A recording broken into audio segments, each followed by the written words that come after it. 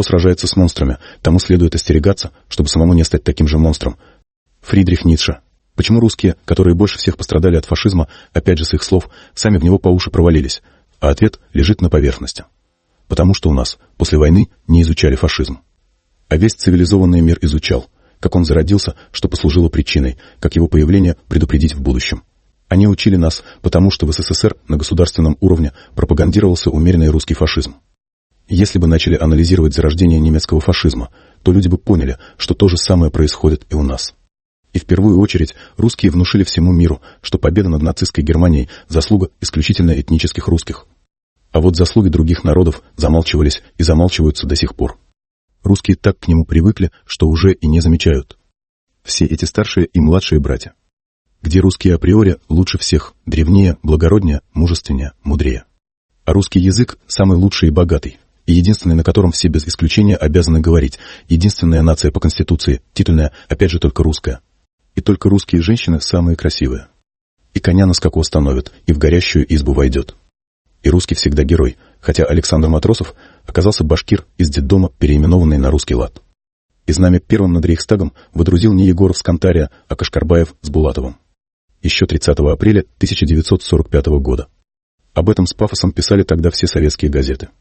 Но потом все засекретили. Друзья, YouTube отключил нам монетизацию, посчитав наш контент неугодным. Поэтому дальше будем двигаться исключительно с помощью вашей поддержки. Как вы можете нас поддержать? Первый способ. Почти все мы делаем покупки на международных маркетплейсах, такие как AliExpress, Amazon и прочее. Каждый раз, когда решаете совершить покупки в этих интернет-магазинах, вспомните нас и переходите туда именно по нашим ссылкам.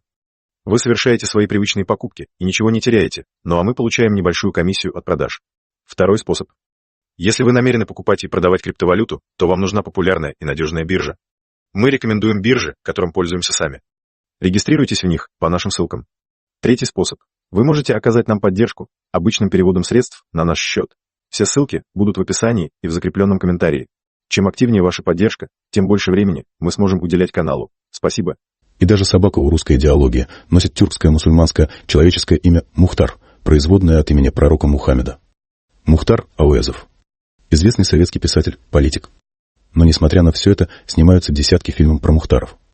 Но не именитых людей с именем Мухтар, а про собак с кличкой Мухтар. Фильмы «Ко мне, Мухтар», «Возвращение Мухтара» и т.д. и т.п. Но в этом исламофобия, тюркофобия и человека-ненавистническая ксенофобия русские до сих пор не видят ничего плохого, даже считают это своей великорусской национальной чертой. Также обзывают казахов мамбетом.